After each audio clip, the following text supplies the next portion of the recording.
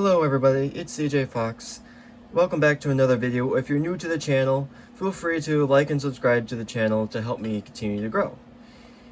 Anyhow, today we're going to take a look at an older Proto 2000, which was made by Lifelike model, a HO scale model of a GP9, or General Purpose Line Model number 9.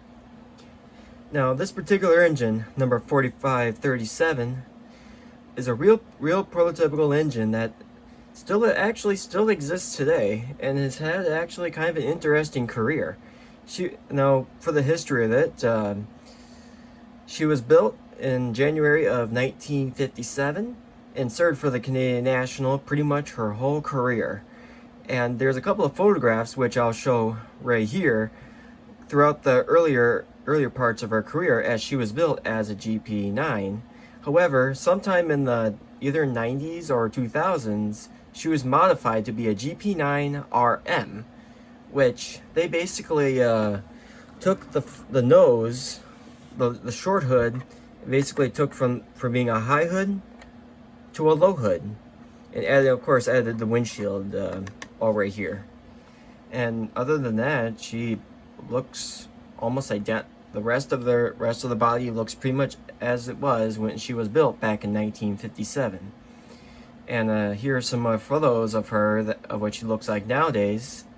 And she is, as a matter of fact, of this last photo that you were looking at was uploaded to railroadarchive.net on May 24th. So she's still proudly running to this very day.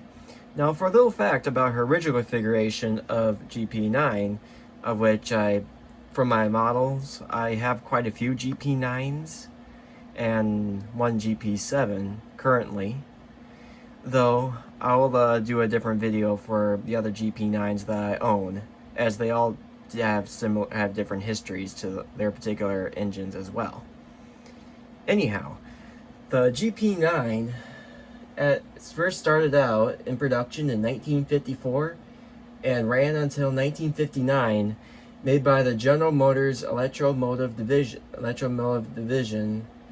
They made roughly about 4,300 of these units, of which less than 200 of them were actually cabless B units. The GP9 was a superior version of the GP7, and the only notable difference is that it had a slight horsepower increase over the GP7, and the GP7 had 1,500 horsepower, and the GP9 has 1,750 horsepower.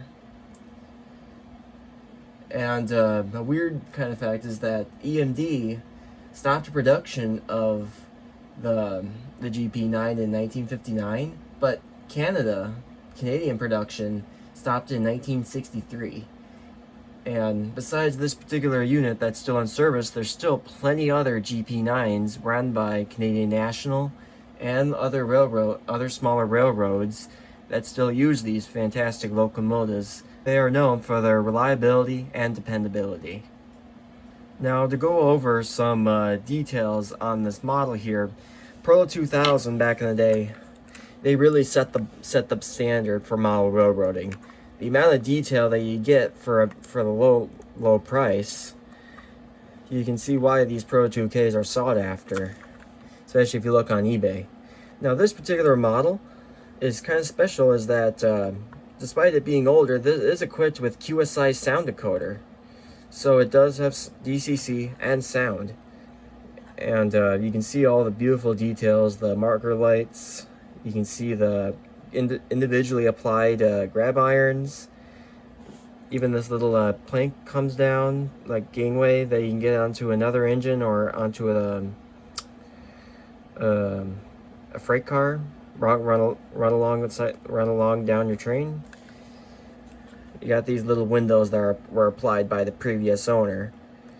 And also note, I did get this, like I said, like about a previous owner, that I did get this used, and I bought it out of consignment at my local mall train store for cheap. And there is no original box for this, unfortunately. But as is, I was told that it was DC only. But once I bought it, put it on the track, it fired right up. The engine noises just fire right up, and I was so giddy that this model is DCC sound. Now, for other details, up on top, you see the 2 exhaust ports. Then you got the radiator fans right here, and right in the middle, this is the dynamic braking fan. Then the back, similar to the front, you got separately applied grab irons, the headlight, marker lights, number boards, and that same gangway plate that folds down. And I did re-equip this locomotive with newer metal KD couplers, so the operation can be a lot smoother. Another thing about these Pro 2Ks that I've mentioned in my Chicago Northwestern E7 video is that Pro 2000 back in the day was more or less a clone of Athearn's in regards to their tooling. So it has, of course, the motor in the center, the gearboxes above the trucks, and the same, basically the same design when it comes to the trucks. The bearings right here and this whole design here is pretty much identical. So you could basically take like if the axle gears break, which is common on Pro 2000 engines, you could basically swap an Athearn's gear in here, and you're good as gold. So yeah, that's pretty much a general look over the locomotive. But the one thing that you probably haven't noticed is that in the front right here, there's an F and an L. The F means front, and the L means left. And it has that also, except it's front and right, meaning that Canadian National originally drove their GP9s long hood forward instead of short hood forward. I don't know why they exactly did that, but I think it was during a transitional period on the Canadian National Railway, so that engineers that ran their steam engines, because most steam engines have their cab in the back, so it made sense to kind of emulate what a steam engine has with having the long hood forward, as if on a steam engine that would be the boiler. So, with all that out of the way, along with its history and its little statistics, let's go over to the track and see how this model performs, and also go over its sound functions. Alright, we're over here on the track. Locomotive is ready to wake it up and take it out of the shed.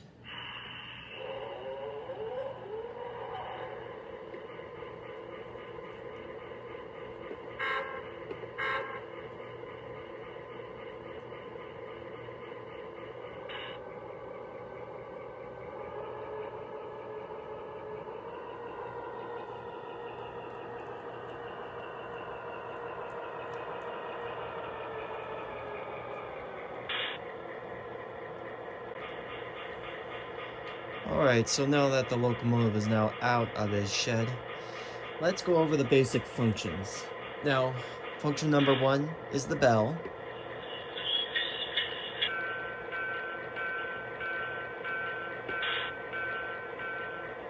Function 2 is the horn.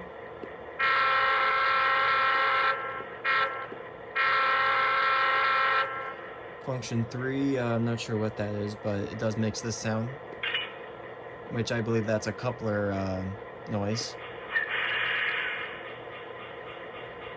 And the coupler release, okay. Number 4 makes that noise. Now I can assume that that's probably the dynamic brakes. 5 doesn't really do anything. 6 doesn't do anything. So let's turn off the dynamics.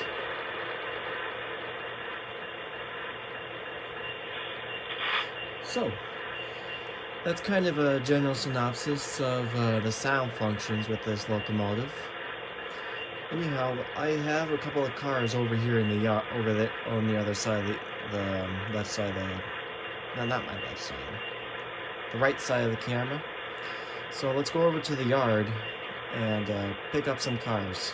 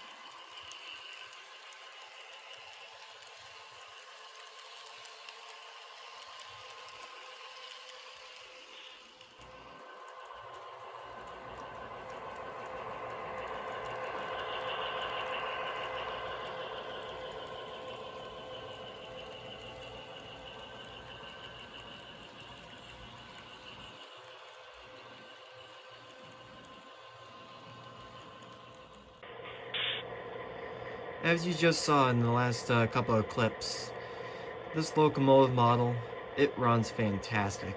It's quiet, well, aside from the sound, and it's most importantly smooth, which is what you want in a switcher locomotive.